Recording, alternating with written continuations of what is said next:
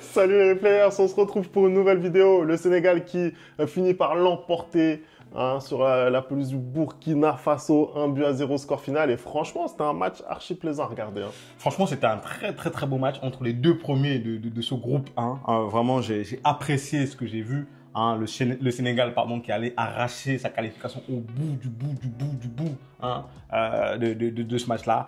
Énormément d'occasions, les deux équipes très jouées. Ça fait plaisir de regarder ce genre de football, un peu à l'instar du Cameroun. On a vu un match, certes, il n'y a pas eu énormément de buts, mais avec énormément de qualité. Donc vraiment bravo aux deux équipes pour ce qu'ils nous ont offert ce soir.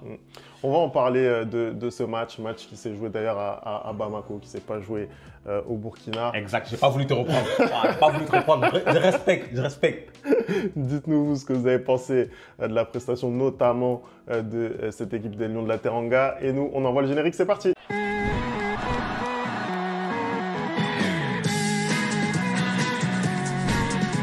Allez, on va commencer ce débrief. C'était un match vraiment intéressant à regarder. Deux équipes vraiment qui allaient d'un but à l'autre. Anderson, est-ce que pour toi, la meilleure équipe sur le terrain l'a emporté? Je pose la question. Franchement, là, c'est très compliqué comme question. Pour le coup, non, vraiment, tu viens de me poser une colle parce que on va dire que sur l'ensemble du match, la meilleure équipe l'a emporté. Parce que j'estime que sur l'ensemble du match, la meilleure équipe, c'était le Sénégal. C'est eux qui ont le mieux conservé le ballon, c'est eux qui ont le mieux fait circuler le ballon. Voilà, tu sentais que y a un jeu qui est un peu plus sûr de leur côté. Par contre, l'équipe qui a eu les occasions les plus nettes et les plus franches, c'est le Burkina Faso. Je crois qu'ils ont eu, je crois que sur tout le match, c'est au moins 6 grosses occasions où ils auraient dû mettre ce but-là pour passer devant. Mais en face, le Sénégal avait un gardien extraordinaire ce soir. Edouard Mendy, il a fait une prestation XXL. Tu vois, c'est le genre de match où tout réussit en fait. Il est revenu à son niveau d'antan, le niveau de meilleur gardien du monde. Voilà, on va pas se mentir. Énorme match d'Edouard Mendy. Mais oui, pour parler de la confrontation et de ce qu'on pouvait en penser avant le match, c'est vrai que on a été, je pense, assez étonné de voir un Burkina Faso à ce niveau-là. Ça reste une très bonne équipe du continent. Voilà, c'est une équipe qui a quand même des références. Et quatrième à Cannes 2021 au Cameroun quand même. Voilà, qui même lors de la dernière Cannes, c'est au moins ici jusqu'en huitième de finale. Donc ça reste une équipe forte du continent. Et c'est vrai que on a vu vraiment dès le début du match que ça allait d'un camp à l'autre, que vraiment il y avait des intentions de jeu, même si tu l'as dit, la tenue du ballon quand même, c'était plutôt pour le Sénégal. Mais on a vite compris qu'ils allaient être mis en difficulté, ces Sénégalais, et ça a été le cas. On a aussi très vite compris que Pape Thio, son objectif, c'est de jouer au football. Lui, il est là pour attaquer. Clairement, pour le coup. Là, on ne peut pas lui reprocher ça. Déjà, moi, j'aime beaucoup son 4-2-3-1. Vraiment, je pense que Pape Thio, lui, il est venu vraiment pour marquer une cassure avec ce qu'il y avait avant, avec ce système un peu à 3 défenseurs. Là, on repasse à 4 défenseurs et on a 2 pivots ce soir avec Idrissa Gueye et Pape Gueye. Et ça fonctionne, Femi. Et surtout, cette ligne d'attaque un peu avec Sadio Mané, Iliman Ndiaye et Ismaël Assar et Nicolas Jackson devant. Ça combine bien, ça se trouve. Tu vois que vraiment, on retrouve un Sénégal qui joue au football, on retrouve un Sénégal qui veut marquer, qui n'a pas peur. Parce que même quand le Burkina Faso poussait et avait ces grosses occasions, ils se sont pas dit « Ah non, on va temporiser. » Non, ils ont joué leur jeu, ils ont continué à jouer leur jeu. Et finalement, ça a payé. Moi, j'aime beaucoup sa philosophie. En tout cas, ce qu'il essaye aujourd'hui de mettre en place, j'aime beaucoup. Maintenant, on va peut-être en parler plus tard dans la vidéo. Je ne sais pas ce que la fédération prévoit. Est-ce qu'ils sont toujours à la recherche d'un sélectionneur, et ils veulent le remplacer, ou est-ce qu'ils vont quand même lui laisser sa chance quelques temps et faire un peu comme la Côte d'Ivoire avec Emers Faye. Voilà. Ouais, dites-nous en commentaire si vous avez des infos là-dessus, parce que ce qu'on entendait beaucoup, c'est que Pape Thio, c'est un entraîneur intérimaire, que c'est pas quelqu'un qui est destiné à rester là plus longtemps que cette phase d'éliminatoire de Cannes. Est-ce que c'est vraiment dommage? Ça, c'est l'avenir qui le dira. Mais aujourd'hui, c'était pas un match non plus maîtrisé. On a l'impression que voilà, c'est un entraîneur, un sélectionneur qui vient avec ses idées. Les idées, elles sont claires, c'est d'aller vers l'avant. Maintenant, il faut aussi tenir derrière. Quand tu vois le nombre d'occasions que s'est procuré le Burkina Faso, tu es aussi en droit de te demander comment c'est possible, surtout compte tenu de ce qu'il y avait avant. Parce que... Après, tu joues pas le Malawi, Femi. Je suis désolé, respect au Malawi, mais tu joues quand même le Burkina Faso, tu viens de le dire, on vient de le dire, c'est une des grosses têtes du continent maintenant, donc c'est un peu normal, et surtout que tu joues un Burkina Faso qui veut garder sa première place du groupe, tu vois, et c'est un peu normal aussi qu'en attaquant, tu concèdes beaucoup plus d'occasions, c'est totalement logique. Toutes les équipes qui attaquent beaucoup, elles concèdent plus d'occasions que les équipes qui sont équilibrées ou qui défendent beaucoup. C'est la base du football, monsieur. Après tu l'as dit aussi. Tu l'as dit que, au final, t'as hésité quand je t'ai posé la question en début de vidéo sur la meilleure équipe de la rencontre. C'est bien qu'il y avait quand même plus que de simples occasions pour le Burkina Faso. Oui, non, clairement. C'était vraiment, voilà, ça a touché notamment le montant. Il y a eu, même en début de deuxième période, je sais même pas comment le Burkina se retrouve à pas mener 1-0. Ouais, franchement, voilà, c'était pas... C'est vrai qu'au final, il y a la victoire et on peut retenir du positif de ce match. Moi, j'ai envie de parler, par exemple, côté sénégalais de Iliman Ndiaye parce que lui, vraiment, c'est peut-être la saison de l'éclosion définitivement pour ce joueur-là.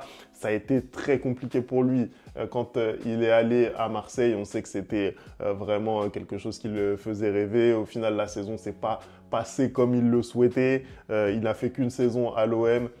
Il signe cette année à Everton où voilà, il plante but sur but, il est vraiment très performant. Et dans la lignée de ses performances en Angleterre, ce soir, ça a été encore un des plus tranchants offensivement. C'est celui qui provoque, c'est celui qui fait les slaloms.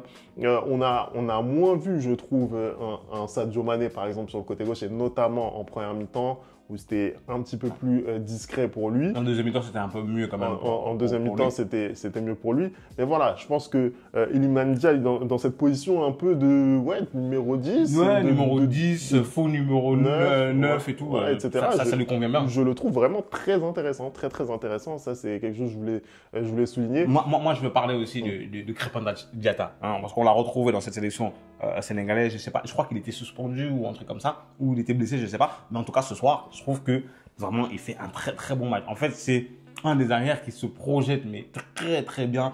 Il vient à chaque fois soit aider Gana Gueye, ou soit aider Ismaïla Sarr pour proposer des solutions dans le dos des défenseurs adverses. Franchement, ça c'est quelque chose que j'apprécie beaucoup. J'ai trouvé que dans la globalité, il avait fait un très très bon match. Pareil aussi pour la défense. Koulibaly et Niakhaté, j'ai trouvé que même si le Sénégal avait concédé pas mal d'occasions, j'ai trouvé quand même qu'ils étaient assez solides. Et dans la globalité, en fait, pourquoi j'ai hésité à te dire est-ce que la meilleure équipe avait gagné? Parce que je trouve que les occasions qu'ont eu le Burkina Faso étaient vraiment beaucoup trop franches. C'est-à-dire que normalement, si ils sont finisseurs, le Burkina, comme tu dis, en deuxième mi-temps, ils doivent mener 1-0. Il y a eu énormément d'occasions et le Sénégal a aussi été sauvé par son gardien, on va pas se mentir. Ce soir, la prestation de Dedou Mendy, elle est plus qu'extraordinaire. Comme tu l'as dit, il est revenu à son meilleur niveau et c'est lui aussi qui permet au Sénégal aujourd'hui d'aller chercher ces 3 points qui les met premier de la poule. Mais je pense encore que le gardien fait partie de la défense, tu vois. Donc au final, quand tu as un grand gardien aussi, tu peux te permettre de concéder des occasions, surtout qu'au final, il y a clean sheet. Voilà. Et le Sénégal est qualifié et premier de son groupe. Non, c'est positif malgré tout pour le Sénégal d'un point de vue comptable. Moi, je trouve que ça fait quand même beaucoup d'occasions concédées. En plus, dans des moments du match où voilà, il faut être concentré. En tout début de match, ça a été compliqué. En fin de première période, ça a été aussi très compliqué. Il y a eu une occasion burkinabé où là aussi, c'est un face-à-face avec Edouard Mendy qui la sort. Voilà, en début de deuxième période aussi, il y a eu encore des occasions. Enfin voilà, on voit vraiment que dans les moments clés du match, il y a eu des occasions très nettes pour le Burkina. Heureusement qu'ils n'ont pas été efficaces, mais en tout cas, comptablement, ça fait une bonne opération pour le Sénégal. La qualification d'ores et déjà assurée. De toute façon, c'est un groupe à 2 vitesses, on va pas se mentir, où vraiment le Sénégal et le Burkina dominent largement. Après, c'était sûr, quand je regarde la composition du groupe, Tu sens que voilà, le Sénégal et le Burkina, on l'avait dit quand on avait fait la vidéo, quand on avait vu les groupes, tu sentais que le Sénégal et le Burkina Faso allaient largement dominer ce groupe-là. C'est logique, c'est logique. Il reste un dernier match pour le Sénégal à domicile face au Burundi. Quel bilan, toi, déjà, tu peux tirer, Anderson, de cette campagne, en sachant que voilà, ça a été un petit peu mouvementé. On ne pensait pas qu'au début de la campagne, que Aliou Cissé ne terminerait pas cette campagne. Comment tu les sens, toi? Bah écoute, c'est une campagne de qualification du Sénégal. Je rappelle quand même que ça doit faire depuis 2014, je crois, que le Sénégal n'a pas terminé première de son groupe en qualification de la CAN. C'est généralement, ils déroulent en phase qualificative et ils sont pratiquement tout le temps premiers. Ils n'ont pas perdu en qualification de CAN depuis 2014, justement. Et pour moi, il n'y a pas grande leçon à en tirer parce que, certes, il y a eu un nouveau sélectionneur, mais en qualification, le Sénégal sait toujours faire. Moi, ce que je vois qui est amélioré, c'est la volonté de jouer au football. Tu l'as dit, Femi, tu vois vraiment que lui, il est là pour attaquer et vraiment attaquer et attaquer encore. Et ça, on le ressent bien. C'est peut-être un peu moins solide défensivement que lorsqu'il y avait Aliou Cissé, ça c'est vrai. Mais moi, j'ai envie de voir ce que ça donne en compétition officielle maintenant. On se rappelle quand même que le Sénégal reste sur une grosse désillusion à la dernière CAN. Mais bon, après, c'est pas de leur faute. Et c'est juste la malédiction du champion. Ça fait très longtemps qu'une équipe n'a pas gagné la CAN et ensuite fait le doublé. Et surtout qu'ils sont tombés face à une très belle équipe qui a fini au final champion. Moi, j'attends cette équipe en compétition parce qu'aujourd'hui, en qualification, c'est le Sénégal qu'on connaît depuis 10 ans. C'est le Sénégal qui travaille bien. Il n'y a rien...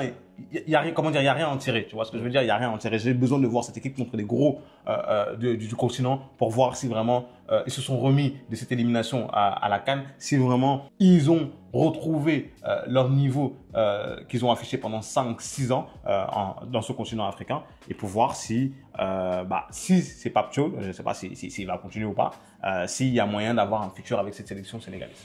Écoute, on verra ça, on verra ça lors de la CAN. En tout cas, c'est une qualification qui est d'ores et déjà assurée pour le Sénégal. Merci d'avoir regardé cette vidéo. On n'oublie pas les bonnes habitudes, @le replay foot. Vous nous dites ce que vous avez pensé de la prestation des Lions. Est-ce que vous êtes satisfait avec ça? Et nous, on se retrouve très vite pour une nouvelle vidéo. Ciao!